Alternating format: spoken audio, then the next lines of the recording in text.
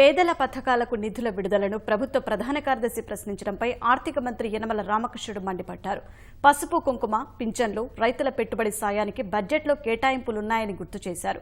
ఈ పథకాలకు బడ్జెట్లో నిధులు లేవనడంపై యనమల అభ్యంతరం తెలిపారు. అన్నదాత సుఖీభవకు 5,000 కోట్లు, పసుపు కుంకుమకు 4,000 కోట్లు బడ్జెట్లో కేటాయించామన్నారు. పింఛన్ల కేటాయింపులను బడ్జెట్లో స్పష్టంగా పేర్కొన్నామన్నారు. ఎన్నికల కోడ్ రాకముందే రైతులకు, మహిళలకు చెక్కులు పంపిణీ చేశామన్నారు.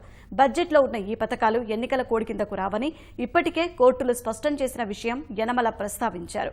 అలాంటి పథకాలపై ప్రధాన కార్యదర్శి సమీక్ష నిర్వహించడం సరికాదన్నారు.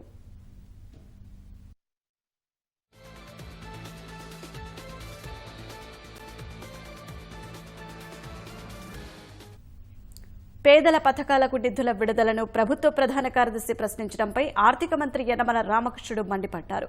పసుపు కుంకుమ, పింఛన్లు, రైతుల పెట్టుబడి సాయానికి బడ్జెట్లో కేటాయింపులున్నాయని గుర్తు చేశారు. ఈ పథకాలకు బడ్జెట్లో నిధులు లేవనడంపై యనమల అభ్యంతరం తెలిపారు.